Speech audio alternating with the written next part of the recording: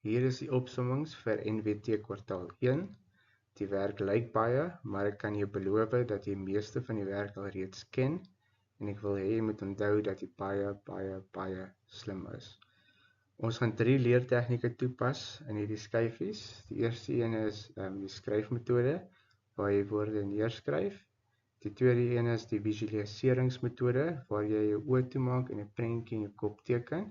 En die derde een is herhaling waar jy oor en oor woorde neerskryf tot jy alles uit jou kop uit kan onthou. Vir elke skyfie gaan ons eers kyk na die linkerkant wat in die opsomming staan en dan aan die regterkant gaan ons kyk wat ons kan doen om die werk eenvoudiger te maak vir leer vir die toets. So kom ons begin heel eers aan die linkerkant, sleutelwoorde. Fotosintese, die proses waardeur plante hulle eie voedsel maak. Chlorophll, 'n stof wat plante groen maak. Koolstofdioksied, 'n gas in die lug wat plante nodig het om te kan fotosinteer. Hipotese, 'n hipotese is 'n raai of idee oor iets wat jy sien, wat jy later met navorsing toets. So as ons na die regterkant kyk, wat ons kan doen om dit te vereenvoudig om te leer. So fotosintese is 'n proses en aan die linkerkant, aan die regterkant het ons 'n plant wat besig is om spaghetti bolognese te eet. Van plante maak hulle eie voedsel. Dan het ons die woord chlorophll en dan teken jy vir jouself vinnig 'n groen blaar, want dit is wat blare groen maak. En dan koolstofdioksied gas, teken jy vir jou vinnig 'n stopmannetjie wat uitasem, want almal asem koolstofdioksied gas uit. Die laaste een is hipotese, teken jy vir jou mannetjie met 'n vraagteken, want hy het 'n idee, en hy gaan toets hy sy idee met navorsing en eksperimente en te kyk of sy antwoord reg is.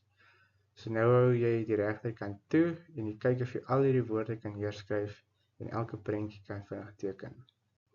Volgende skyfie. Aan die linkerkant, hoe fotosintese plaasvind. Fotosintese gebeur in die blare van groen plante. Blare bevat chlorophll en ons noem dit bladgroen, die kleur. Chlorophll maak die blare groen. Chlorophll absorbeer sonlig.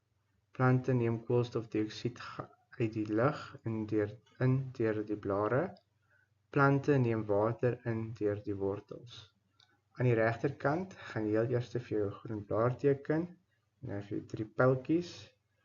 Fotosintese in die blaar, want ons weet dit fotosintese vind plaas in blare. Sonlig gaan in en koolstofdioksied gaan in. En weer eens, jy hou die regterkant toe en jy kyk of jy vir al 3 pyltjies die volgende byskrifte kan gee. En jy hou so aan totdat jy al hierdie uit jou kop uit kan neerskryf.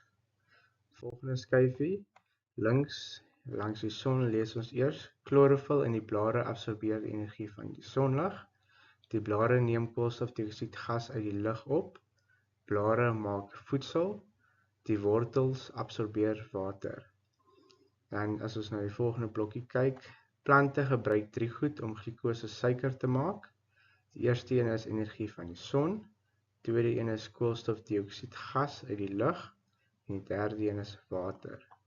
Dan plante vervaardig ook suurstof tydens fotosintese en suurstofgas is nodig vir lewende dinge om te leef. As ons aan die regterkant kyk wat ons kan doen om dit eenvoudiger te maak, heel eerste teken jy vinnig vir jou plant.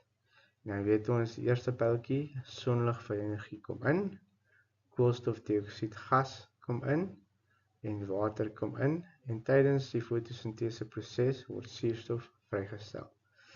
Dan kom ons by glikose suiker. Jy kan vir jou of 'n appel teken of 'n piesang met suikerblokkies voor, want dit is glikose suiker en dit is hoekom vrugte soet proe. So dan hou jy weer eens die regterkant toe en jy teken vanaf jou plantjie en jy kyk of jy vir die 4 pyltjies elke woord kan neerskryf sonder om na hierdie te kyk. En jy hou so aan totdat jy al die woorde uit die kop uit kan neerskryf. Volgende skyfie, links lees ons eers, plante stoor voedsel in die vorm van stysel. En dan punt nommer 1, plante verander sommige glikose suiker wat hulle vervaardig in stysel. Punt nommer 2, stysel is gemaak uit baie glikose eenhede wat saamgeheg is.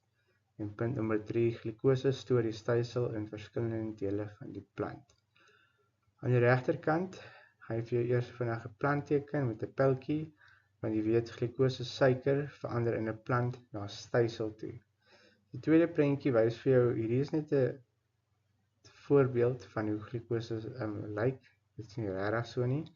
'n Glikose wat saam sit, of as jy by mekaar tel, gee vir jou stysel. En mens teken net hierdie prentjie of gebruik hierdie prentjie om 'n visuele beeld in die kop te maak om te onthou. En dan waar glikose stysel stoor in plante. Nou hieronder is 'n piesang, 'n wortel, blaarslaai, sproeteie en peanuts. So 'n vrug verteenwoordig vrugte van plante asook sommige groente soos tomaties. So eerste een is glikose stoor stysel in vrugte. Die tweede een wys 'n wortel, maar dit dui aan die wortels van plante. Nog 'n voorbeeld is aardappels wat ook 'n wortel is. En dan die derde ene is in die blare van plante, byvoorbeeld blaarslaai. Sproeteie is 'n voorbeeld van stingels. So plante stoor stysel in stingels. En dan die derde ene is 'n sade en 'n voorbeeld van 'n saad is peanuts. So heel eers weer eens maak jy die regterkant toe en jy kyk of jy al die byskrifte kan bysit by die relevante prentjies en jy hou so aan totdat jy uit die kop uit kan neerskryf. Volgende skyfie, toetse vir stysel.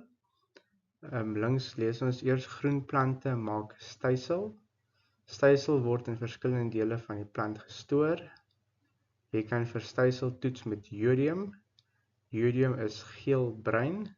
Met stysel sal jodium donkerblou raak en sonder stysel sal jodium bly geel-bruin. So die belangrikste gedeelte hier om te onthou as mens aan die regterkant kyk is dat om vir stysel te toets, gebruik ons jodium.